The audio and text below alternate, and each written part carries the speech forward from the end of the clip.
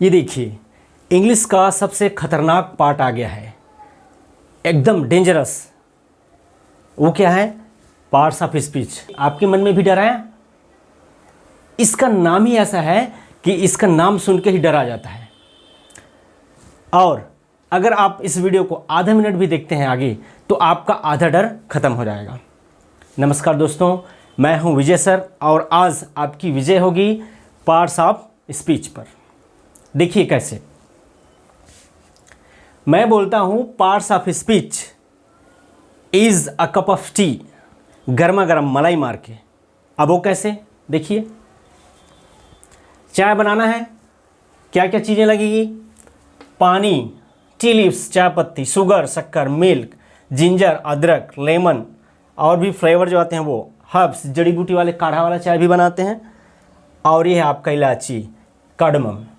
ठीक है, तो एक चाय बनाने के लिए इतने सारे इंग्रेडिएंट्स की ज़रूरत पड़ती है। ऐसे ही ये पार्ट्स ऑफ स्पीच लिखा है। ये जो स्पीच है, स्पीच का मतलब होता है सेंटेंस, और सेंटेंस को बनाने के लिए इन चीज़ों की आवश्यकता पड़ती है।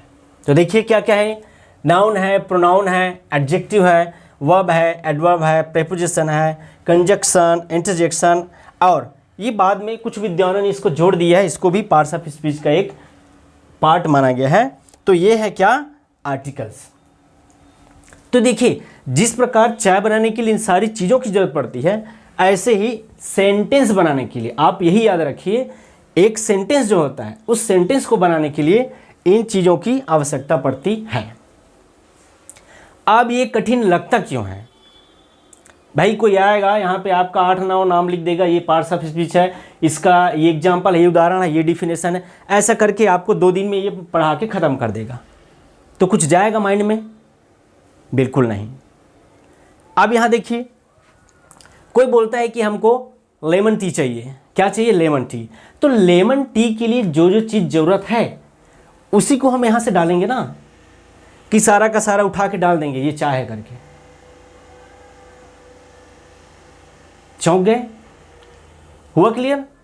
तो ऐसे ही सेंटेंस अनेक प्रकार के होते हैं, लाखों प्रकार के सेंटेंस होते हैं। तो जिस प्रकार के सेंटेंस पे जैसी आवश्यकता होगी उसी प्रकार से इसको उपयोग करेंगे ना हम। पूरे के पूरे हमको रट के रखने की जरूरत थोड़ी ना है। और अब देखिए, जब हमको बता दिया गया कि लेमन टी बनाना है, तो हमने लिया पानी, लिया हमने टी लीव्स लिया, शक्कर लिया, ठीक है, और उसके बाद में क्या लगेगा? लेमन, नींबू लगेगा। अब अगर हमको इसका पहचान नहीं है तो कैसे बनेगा? तो सबसे पहले हमको इसका पहचान होना चाहिए। हमें ये ज्ञान होना चाहिए कि ये पानी, यहाँ ये जो लिक्विड है ये पानी है, ये टी लीव्स है, चाय की पत्ती है, और ये शुगर, ये सफ़ेद सफ़ेद दिख रहा है वो शुगर है। कभी कभी शक्कर और नमक में डाउट हो जाएगा तो वो चख के देख सकते हैं हम। तो चख के देख सकते हैं मतलब क्या हुआ कि हमें इसके गुण का ज्ञान होना चाहिए। ये कैसा दिखता है, इसके अंदर की क्वालिटी क्या है, ये चाय को बनाने में क्या फ्लेवर देता है। इस प्रकार अगर इसके क्वालिटी को हम जानेंगे तो बहुत अच्छे तरीके से चाय बना सकते हैं। तो बस ऐसे ही ये है, इनके गुण हमको जानने चाहिए। ये नाउन है, नाउन किसे बोलते हैं, नाउन का काम क्या है, प्रोनाउन किसे कहते हैं, कहाँ पे इसका यूज करेंगे, कौन सा चाय बनाने के लिए हमको वर्ब का यूज करना पड़ेगा। तो इस प्रकार अलग अलग सेंटेंस बनाने के लिए हमको भी ये अलग अलग फ्लेवर को डालना पड़ेगा। तो फ्लेवर को डालने के लिए पहले फ्लेवर के बारे में बेसिक जानकारी होना बहुत ज़रूरी है। तो अभी वीडियो थोड़ा लंबा होने वाला है, क्योंकि आप देख रहे हैं कप भी बड़ा है, गर्मा गर्म है, मलाई मार के है। धीरे धीरे अगर सिप सिप करके अगर हम पीते हैं तो बहुत मज़ा आने वाला है। तो पेशेंस के साथ थोड़ा सा वीडियो को पूरा देखिए। देखिए क्या होता है संज्ञा, नाउन। अभी के लिए आप नाउन में इतना ही जानिए, a noun is the name of person, place और थिंग। 3 चीज़ आप जानिए, इतना पर्याप्त है। पर्सन, प्लेस और थिंग। अब थिंग में देखिए, थिंग जो है वस्तु, चीज़, ये इतना विस्तृत है कि संसार की सारी चीज़ें समाहित है इसमें।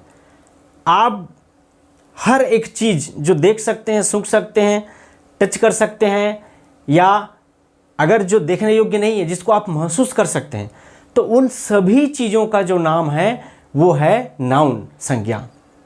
आप नज़र घुमा के देखिए इस रूम में, ये ग्रीन बोर्ड है, ये लाइट है, ये मोबाइल है, उसका स्टैंड है, ये जो व्यक्ति खड़ा है वो भी, उसका हाथ, उसका पैर, ये चौक, वो स्केल, ये छत, ये फ्लोर, ये टाइल्स, ये पंखा, हर एक चीज़, नदी, पर्वत, पहाड़ और उसके अतिरिक्त हर एक जीव जंतु, व्यक्ति के अंदर में क्या आ जाता है, हर एक जीव जंतु, चींटी से लेकर हाथी तक, और हर सजीव और हर निर्जीव, सभी प्रकार की जो चीज़ें हैं, और अगर हम उसका नाम लिख रहे हैं, उसका नाम बोल रहे हैं, तो दैट इज कॉल्ड नाउन। तो देखिए अभी के लिए आप इतना याद रखिए, एग्जाम्पल के माध्यम से यहाँ पे समझते हैं। The cow is a pet animal.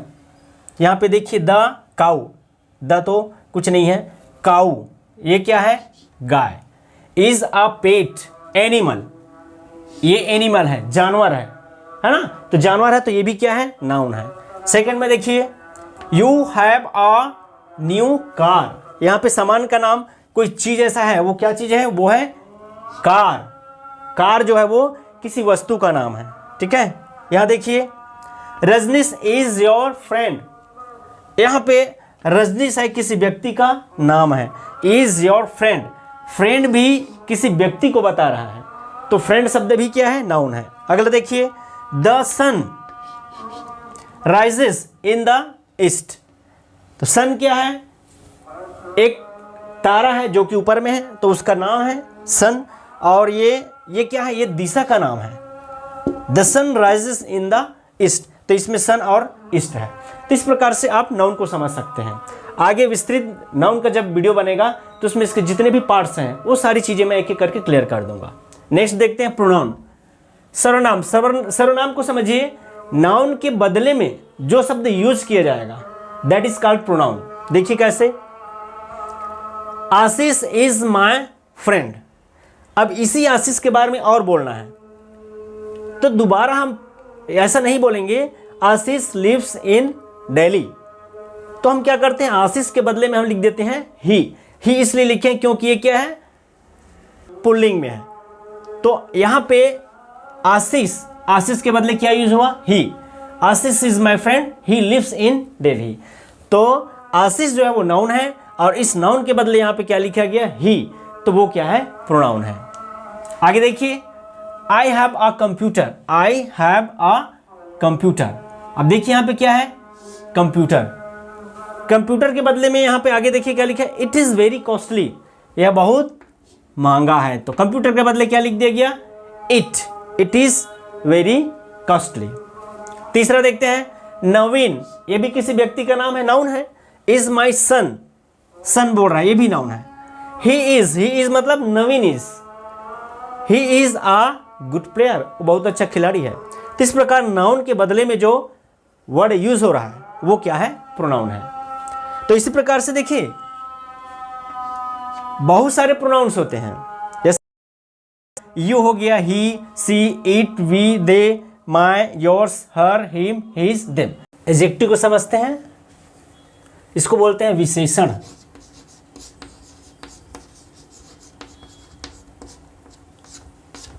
तो ऐसा वर्ड जो नाउन या प्रोनाउन की विशेषता बताएगा, उसकी खराबी, उसकी अच्छाई दोनों हो सकता है। तो ऐसा वर्ड जो नाउन और प्रोनाउन की क्वालिटी बताएगा, विशेषता बताएगा, उसे हम बोलेंगे एडजेक्टिव, विशेषण। देखिए एग्जाम्पल के माध्यम से समझते हैं। Basant is a rich man. Basant noun है, नाउन की क्वालिटी क्या बताई जा रही है यहाँ पे, मैन है, ये तो बोल रहे हैं, लेकिन वो है क्या, रिच मैन। ये मैन है, मैन नाउन है, और क्या है वो, रिच है, रिच मैन। तो ये उसकी क्वालिटी है, इसलिए ये क्या होगा, विशेषण होगा, एडजेक्टिव होगा। Your brother is handsome. Your brother ये क्या है, प्रोनाउन है। प्रोनाउन के लिए यहाँ पे उसका क्वालिटी बताया जा रहा है, क्या है वो, हैंडसम है। मोहिनी नाउन है। गिव मी अ ब्लू पेन। देखो पेन, पेन क्या है, नाउन है, और वो कैसा है, ब्लू है। तो पेन की विशेषता बता रहे हैं कि ये ब्लू है, तो यहाँ पे क्या हो गया, ब्लू जो है एडजेक्टिव है। This book is red. इस बुक के बारे में बताया जा रहा है कि कैसा है वो, रेड है, तो ये इसमें एडजेक्टिव है, आपका विशेषण है। तो देखिए बहुत सारी क्वालिटी होते हैं, बहुत सारे गुण होते हैं। तो ये कुछ एग्जांपल देख लेते हैं। टाल लंबा है, पुअर गरीब है, रिच अमीर है, थिन पतला, थिक मोटा, ब्रेव साहसी, कोल्ड ठंडा, हॉट गरम, इजी सरल है, बिल्कुल सरल है, डिफ़िकल्ट है, यहाँ पे आ सकता है ना, नाइस सुंदर है, लॉन्ग लंबा है, छोटा है, शॉर्ट हो गया छोटा, ब्यूटीफुल सुंदर है, ब्राइट चमकीला है। तो इस प्रकार से हम विशेष एडजेक्टिव जो होता है विशेषण को हम बिल्कुल सहज तरीके से समझ सकते हैं। वर्ब देखते हैं। क्रिया किसी कार्य का करना या होना बताता है। कोई भी सेंटेंस होता है तो उसमें किसी काम का होना, मतलब होगा काम या हो चुका है या हो रहा है, इस प्रकार से किसी काम के बारे में जहाँ पे बताया जाएगा उसको बोलते हैं वर्ब। देखिए सेंटेंस के माध्यम से, आई एम प्लेइंग, मैं खेल रहा हूँ। क्या कर रहा हूँ मैं? खेल रहा हूँ। तो कौन सा काम हो रहा है यहाँ पे? प्ले का काम हो रहा है। तो प्लेइंग, प्लेइंग क्यों लिखा है? क्योंकि वो अभी हो रहा है। तो यहाँ पे जो मेन जो वर्ब है वो क्या है? यहाँ पे प्ले है। ऐसे ही देखिए यहाँ पे ही गोज टू स्कूल, वह स्कूल जाता है। यहाँ पे देखिए गोज लिखा है, इसमें मेन जो वर्ब है वो क्या है? गो है। गो से गोज बना है। द डॉग हैज गॉन, कुत्ता जो है जा चुका है। द डॉग हैज गॉन, तो यहाँ पे ये गो से बना है गॉन। तो यहाँ पर भी जो मुख्य क्रिया है, मेन जो वर्ब है वो क्या है? गो है। The train is running, train जा रही है या दौड़ रही है, जा रही है। तो यहाँ पे क्या हो जाएगा? रन, RUN, रन है वो मुख्य क्रिया है, main verb. I work hard, ये है आपका वर्क, ये है वर्ब। तो इस प्रकार से हम उस एक्शन को, उस क्रिया को, क्या काम हो रहा है वहाँ पे, उसको देखते हुए हम वर्ब का पहचान कर सकते हैं। इसी प्रकार से हम अपने दिनचर्या में बहुत सारे काम करते हैं, तो उन सभी कार्यों को हम क्रिया कहते हैं। देखिए, रीड पढ़ना, ईट खाना, play write, open close, think beat shirt, pant give take, keep do type, time भी करते हैं, ब्रश साफ करते हैं, वॉश भी साफ करते हैं, ड्राई सुखाते हैं। तो इस प्रकार से हम पूरे अपने जीवन काल में जितने भी काम करते हैं वो सारे के सारे वर्ब के अंदर में आते हैं। अब आगे देखते हैं एडवर्ब। इसको हिंदी में बोलते हैं क्रिया विशेषण। जैसा नाम है उसी के हिसाब से इसका काम है। क्रिया विशेषण क्रिया की विशेषता बताएगा, वर्ब का क्वालिटी बताएगा। तो केवल वर्ब का नहीं, ये एडजेक्टिव का भी बताता है, और स्वयं जो एक एडवर्ब है वो दूसरे एडवर्ब का भी विशेषता बताता है। तो अभी देखिए, साधारण आप केवल वर्ब को समझिए, वर्ब की क्वालिटी बताने वाला, वर्ब की विशेषता बताने वाला एडवर्ब। ओके, ही रेन फास्ट, वह तेज दौड़ा। देखो ये रेन लिखा है, सेकेंड फॉर्म है, इसका होता है रन, RUN, रन मतलब दौड़ना। तो इस दौड़ना का गुण बता रहा है, कैसे दौड़ा? फास्ट, ही रेन फास्ट। तो इस वर्ब का क्वालिटी बता रहा है ये फास्ट, तेज दौड़ा। तो ये क्या होगा? ये एडवर्ब होगा। आगे देखिए, सुमन स्पीक्स लाउडली, सुमन तेज बोलती है, जोर जोर से बोलती है, बोलती है, ये क्या है? वर्ब है, क्रिया है। स्पीक, कैसा बोलती है? लाउडली, तो ये वर्ब है, उसकी क्वालिटी बता रहा है कि वो जोर से बोलती थी। ये क्या होगा आपका? लाउडली एडवर्ब होगा। नेक्स्ट, ही फील्स बेटर, महसूस करता है, फील्स कैसा?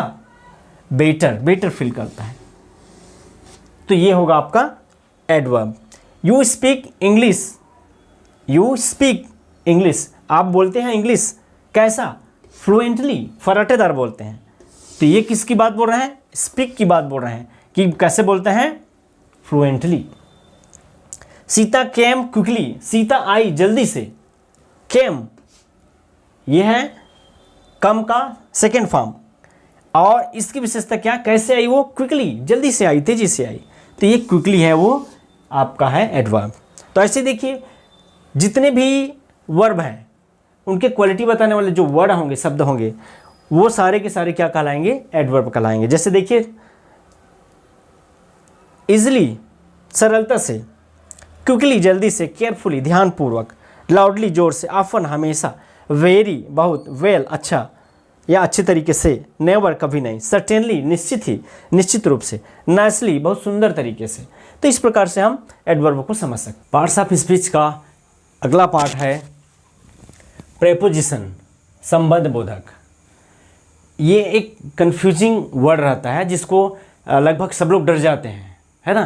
तो लेकिन अब अभी के लिए जो बेसिक चीज़ है उसी को जानिए, बाकी इसके जो भी पार्ट्स होते हैं, जो भी वर्ड्स होते हैं, वो आप अलग से इसका वीडियो बनाया जाएगा जिसमें डिटेल से समझाया जाएगा। देखिए, प्रेपोजिशन संबंध बोधक, यह ऐसा वर्ड होता है जो किसी नाउन या प्रोनाउन के पहले लगता है और उस नाउन या प्रोनाउन का बाकी जो शब्द है उससे संबंध जोड़ता है।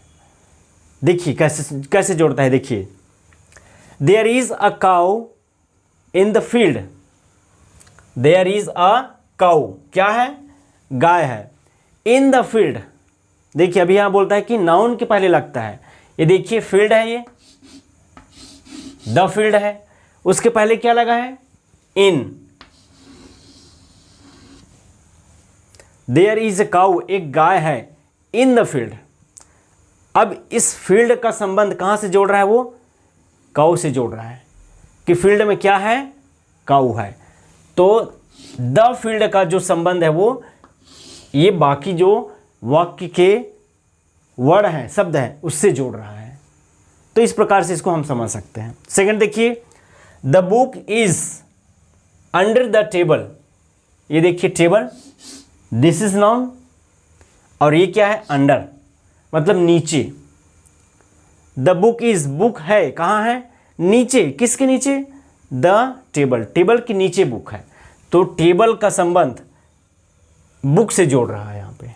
तो इस प्रकार से क्या है, ये प्रेपोजिशन है। और देखिए, he jumped over the fence, fence मतलब होता है घेरा, जो जाली लगाए रहते हैं, बाउंड्री करते हैं।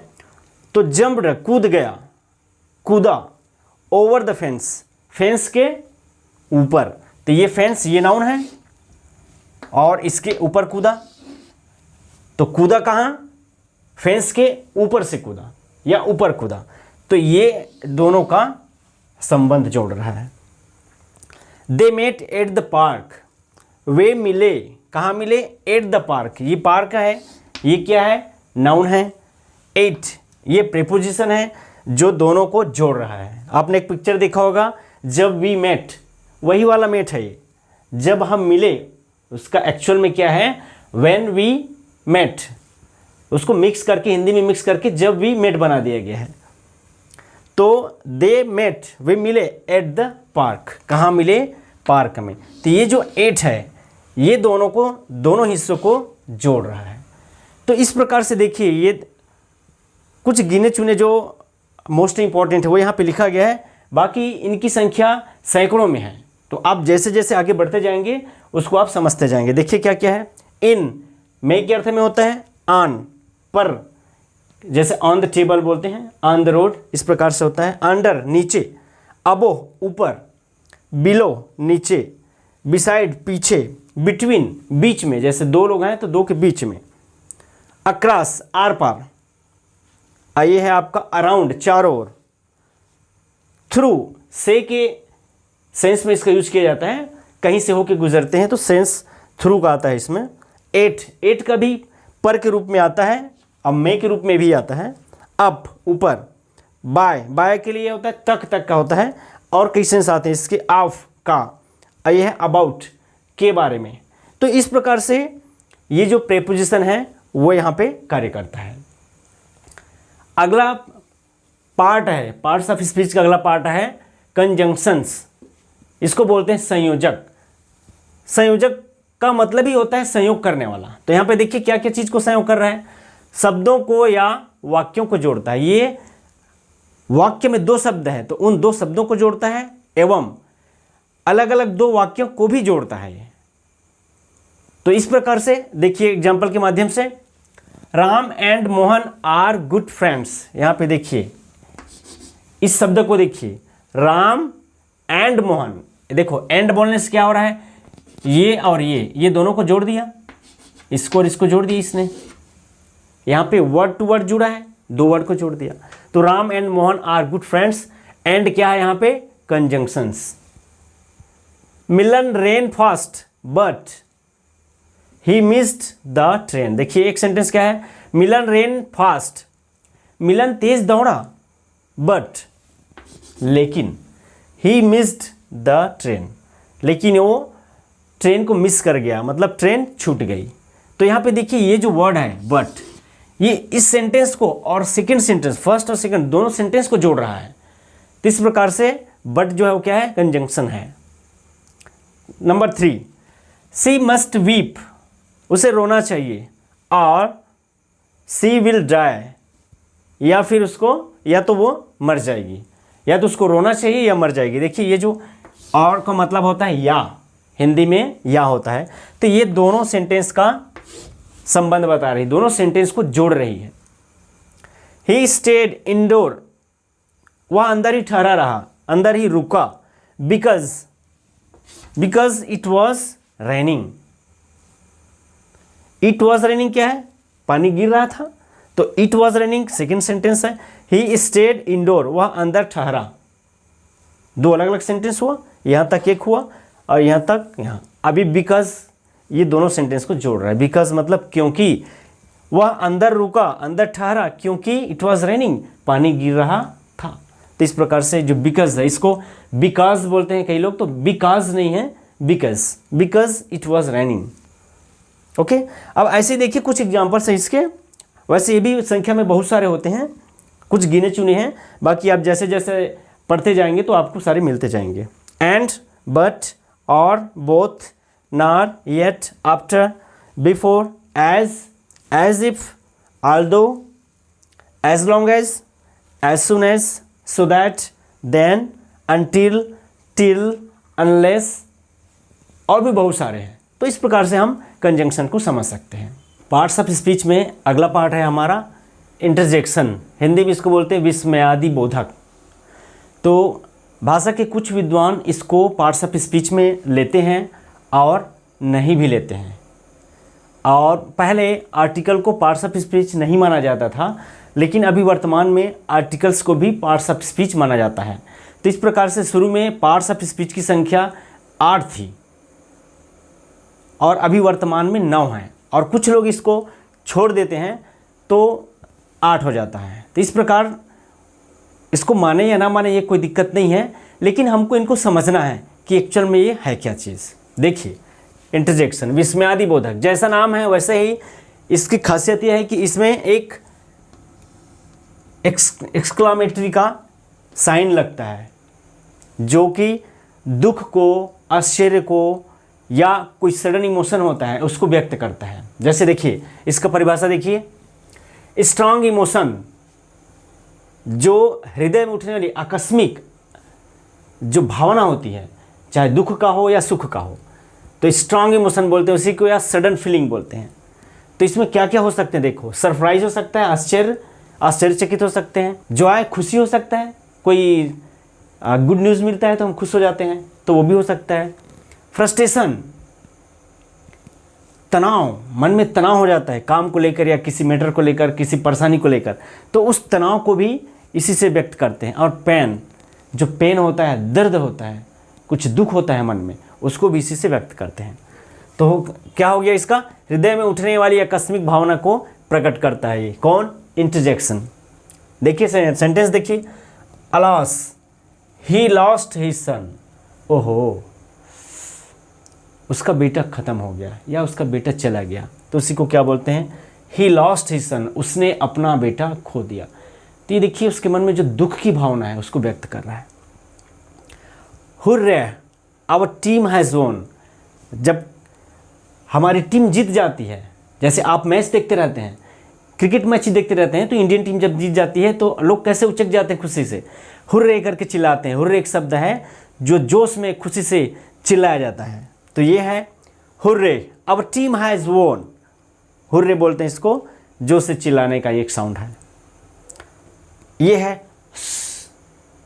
कोई बच्चा हल्ला करते रहता है, जैसे मंदिर में गए हम, मंदिर में गए अचानक बच्चे लोग इधर उधर करने लगते हैं, तो कोई भी व्यक्ति या उसके घर परिवार के लोग बोलते हैं बिल्कुल शांत चुप रहना, हस, डोंट टॉक हियर, यहाँ बिल्कुल बात नहीं करना है, चुप रहो, शांत रहो। उप्स, स्पिल्ड माई कॉफ़ी, जब अचानक हमारे हाथ में कॉफ़ी है और कहीं बिखर जाता है, गिर जाता है, तो हम बोलते हैं उप्स, मतलब ओह। स्पिल्ड माई कॉफ़ी, अरे मेरा कॉफ़ी, मेरा चाय गिर गया, बिखर गया। इस प्रकार से हम इंटरजेक्शन का यूज करते हैं। अब देखिए आर्टिकल्स को देखते हैं। आर्टिकल्स में 3 आते हैं, 3 वर्ड आते हैं, ए, एन और द। तो देखो, ए को तो अ भी बोलते हैं, इसको अन भी बोलते हैं, एन और अन। द को द भी बोलते हैं और दी भी बोलते हैं। तो इसका डिटेल वीडियो, आर्टिकल का डिटेल वीडियो एक और बनाया जाएगा। फिलहाल आप अभी बेसिक रूप से इसको समझ लीजिए। ए और एन को बोला जाता है इनडिफिनिट आर्टिकल, मतलब ये अनिश्चित रहता है, किसके बारे में बोला जा रहा है ये नहीं मालूम होता है हमको, फिक्स नहीं रहता है। और ए और एन का जो यूज होता है वो एक सिंगुलर नंबर, कोई भी नाउन है उस सिंगुलर नंबर के साथ यूज किया जाता है, उसके ठीक पहले लगाया जाता है और उसका अर्थ होता है एक, 1। ए का प्रयोग जो होगा, कंसोनेंट, कोई भी वर्ड है, कोई भी नाउन है, उसके पहला वाला जो लेटर है वो क्या होना चाहिए, कंसोनेंट होना चाहिए, या कंसोनेंट का साउंड होना चाहिए। भले ही वो वॉवेल हो सकता है, लेकिन उसका जो साउंड है, जो हम उसको बोलेंगे, उच्चारण करेंगे, तो वो कंसोनेंट की तरह होना चाहिए, तब उसका हम यूज करेंगे ए का। सेम देखिए, इसका जस्ट अपोजिट क्या है, ए एन। एन का प्रयोग क्या है, कोई नाउन है उसके फर्स्ट लेटर क्या होना चाहिए, वॉवेल होना चाहिए, या वॉवेल का साउंड होना चाहिए। तो इस प्रकार से ए एन का प्रयोग किया जाता है। अभी एग्जाम्पल के माध्यम से उसको क्लियर करेंगे। द को डिफिनिट आर्टिकल बोलते हैं, निश्चित होता है, निश्चित व्यक्ति वस्तु स्थान के लिए इसका प्रयोग किया जाता है। और ये सिंगुलर और प्लूरल दोनों प्रकार के नाउन के पहले यूज किया जा सकता है। आइए एग्जाम्पल के माध्यम से देखते हैं इसको। देखिए आर्टिकल्स के एग्जाम्पल्स देखते हैं। दिस इज अ चेयर, सबसे पहले ए का देखते हैं, दिस इज अ चेयर। देखिए यहाँ पे पहला लेटर क्या है, सी है, जो कि कंसोनेंट है। और यहाँ पे ध्यान देने वाली बात यह है, हम जब इसे बोलेंगे, उच्चारण करेंगे, जो साउंड है वो साउंड भी कंसोनेंट आने चाहिए।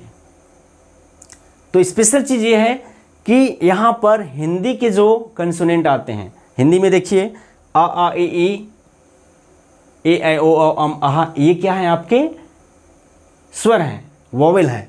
और क ख ग घ अंगा च छ ज झ इया, ये हैं आपके कंसोनेंट, व्यंजन हैं।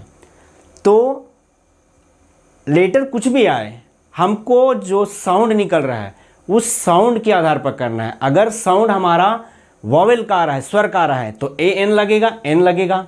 और अगर कंसोनेंट का आ रहा है तो वहाँ पे ए लगेगा, भले ही उसका पहला लेटर कंसोनेंट हो या वॉवेल हो। देखिए दिस इज, यहाँ पे लिखा चेयर, सी आ रहा है, इससे कोई मतलब नहीं। यहाँ पे क्या आ रहा है, च, हिंदी में च क्या है, कंसोनेंट है, तो यहाँ पे आएगा this is a chair. Sita sang a song, यहाँ पे एस तो आया है, लेकिन बोल रहे हैं तो क्या आ रहा है, स आ रहा है, इसलिए ए आएगा। He bought a car, car बोल रहे हैं, क आ रहा है, यहाँ पे ए आएगा।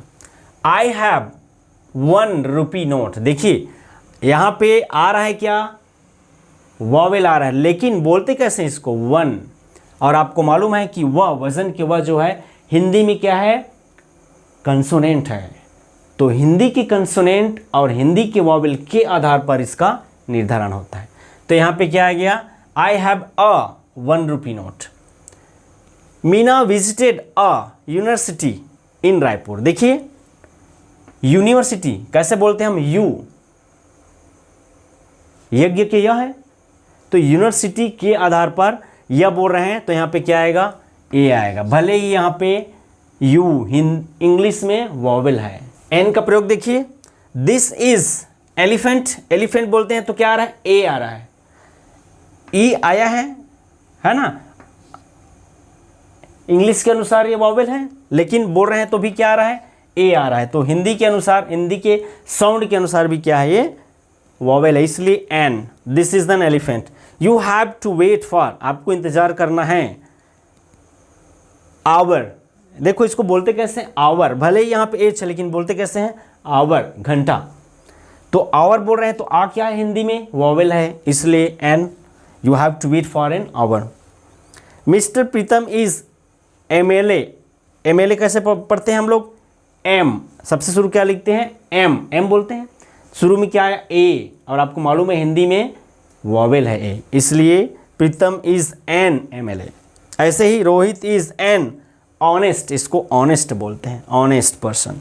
He lost N FIR, FIR कैसे पढ़ते हैं, एफ, ए आया शुरू में, an FIR। This is an electric car, ये ऑलरेडी ई है और यहाँ पर ई भी वॉवेल आ रहा है, उसका साउंड आ रहा है वॉवेल साउंड, इसलिए this is an electric car. अब देखिए यहाँ पे आते हैं द में, द को डेफिनेट आर्टिकल बोला जाता है कि एक निश्चित वस्तु स्थान के लिए इसका प्रयोग किया जाता है। The sun is shining brightly, ये एक यूनिक चीज़ है, सन मून स्टार से इस संसार में यूनिक चीज़ है, अनूठी चीज़ें हैं, तो उसके लिए द का प्रयोग होता है। Please give me the pen which I gave you yesterday, देखिए यहाँ पे please give me the pen, उस पेन को दीजिए, विच आई गेव यू, जो मैंने दिया था यस्टरडे, कल, जो मैंने आपको कल दिया था।